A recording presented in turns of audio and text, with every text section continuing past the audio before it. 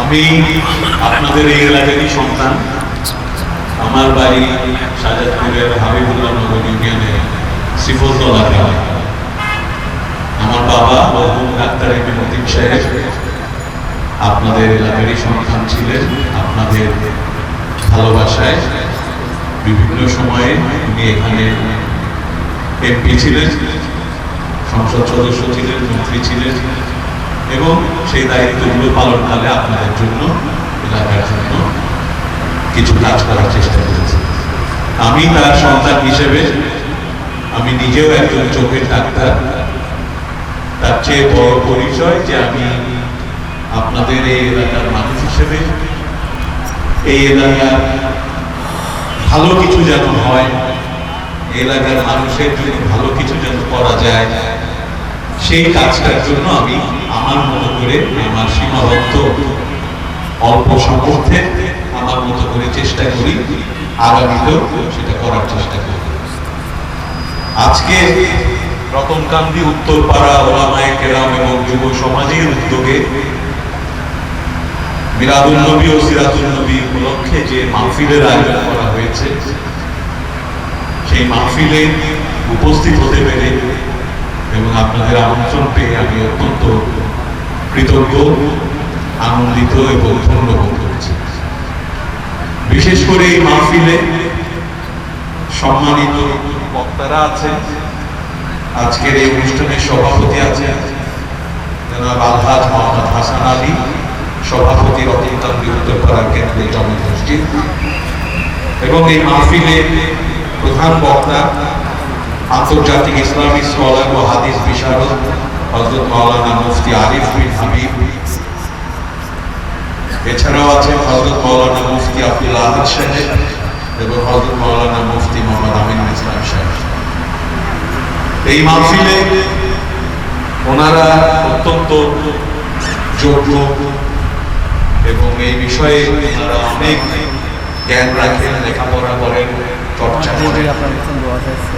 আমরা সেই মাহফিলে আজকে আপনারা যারা এসেছেন, আমি নিশ্চিত যে আমরা সবাই এই মাহফিলে ইসলাম সম্পর্কে, আমাদের প্রিয় নবী সম্পর্কে এবং ইসলামের আলোকে আমাদের জীবনটা কেমন ভাবে গড়ে তোলা উচিত, যাতে ইহকাল এবং পরকালে আমরা মহান আল্লাহ তাআলার দয়া পাই, ওনার ক্ষমা পাই এবং মানুষের সঙ্গে ভালোবাসা নিয়ে পরস্পরের প্রতি শ্রদ্ধা রেখে একটা সুন্দর সুস্থ জীবন আমরা কাটাতে পারি।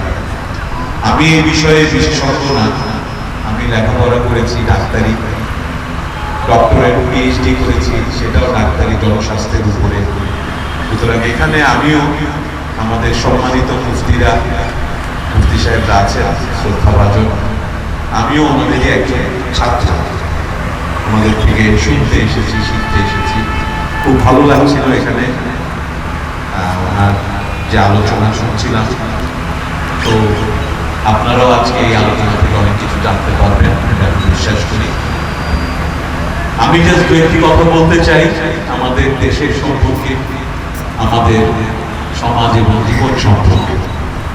আপনারা জানেন বাংলাদেশের উপর দিয়ে অনেক ঝড় হয়ে গেছে গত 15-16 বছর।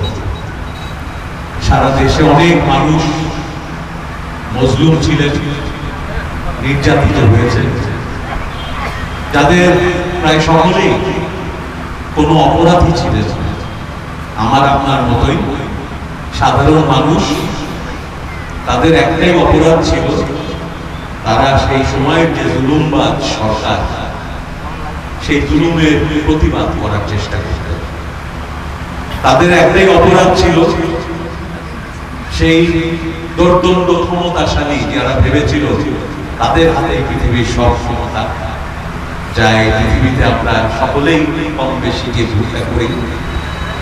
এবং আরেকটি ভুল তিনি করেছিলেন, তিনি ভাবছিলেন যে ক্ষমতা চিরস্থায়ী।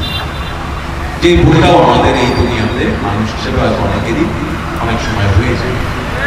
কিন্তু আমাদের মনে রাখা উচিত যে জীবনটাও ক্ষণস্থায়ী এবং সকল কিছুই এখানে আমরা যা দেখি মহান আল্লাহর সৃষ্টি। উনি কাউকে পছন্দ করে হয়তো আপনাকে আপনাকে একটা দায়িত্ব দেয়, ক্ষমতা বলবো না, আবার সেটা উঠায় নেয় যখন আপনি সেটার অপব্যবহার করেন।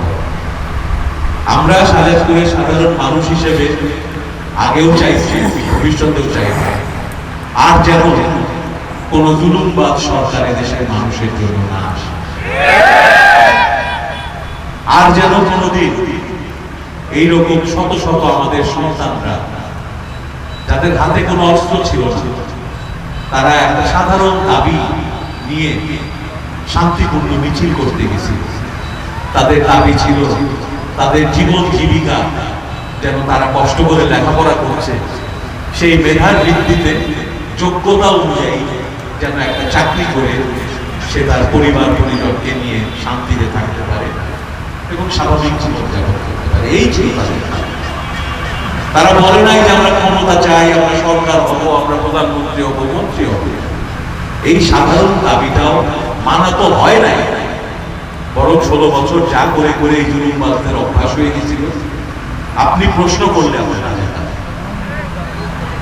আপনি কোনো প্রশ্ন করতে পারবেন না, আপনি কোনো ন্যায় বিচার চাইতে পারবেন না। এদেশে শত শত খুন হয়েছে, একটা বিচারও হয়।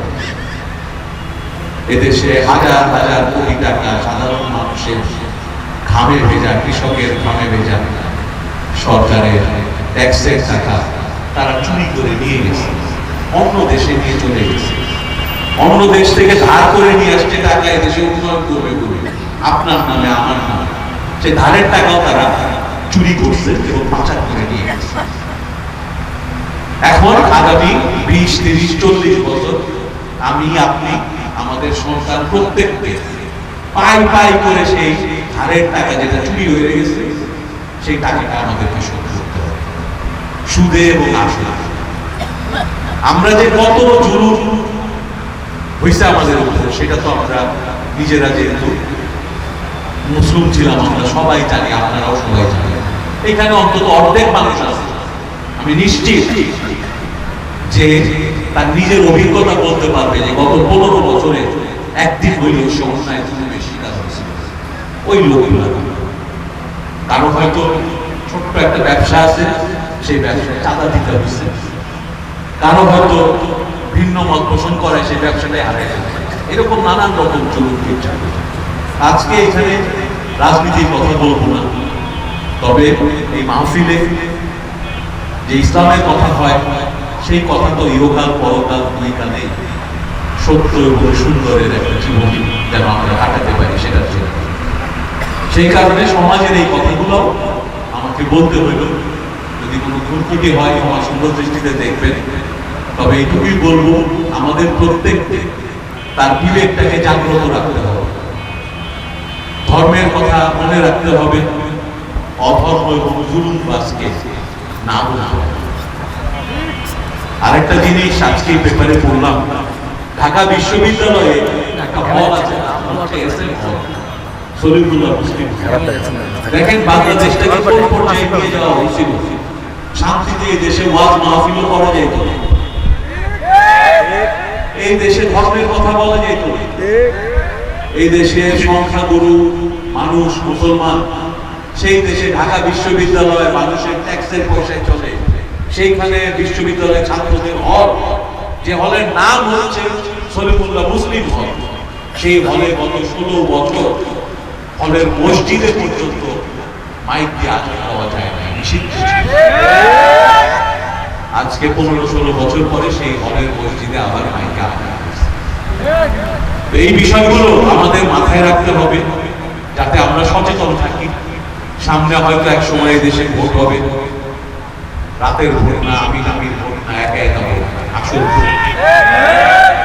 এবং আপনারা এইটা একটা খুব গুরুত্বপূর্ণ সিদ্ধান্ত, আপনারা খুব চিন্তা করে আগামীতে সিদ্ধান্তগুলো নিবেন যাতে আবার এই দেশ কোনোভাবে 15 বছর 20 বছরের জন্য সেই অন্ধকারে চলে না যায়, যেখানে ইসলামের কথা বলা অপরাধ, যেখানে ইসলামিক তরিকায় পোশাক আশাক করলে সেটা নিয়ে স্কুলে কলেজে বিশ্ববিদ্যালয়ে অপমান হইতে হয়, যেখানে দাড়িওয়ালা মানুষ দেখলে মানুষকে ভুরু কুচকায় তাকাইতে শেখানো হয়, যেখানে নাটক সিনেমা বানানো হয়, যেখানে মুসলমানের যে তরিকা সেগুলাকে নিয়ে হাসি ঠাট্টা করা হয়।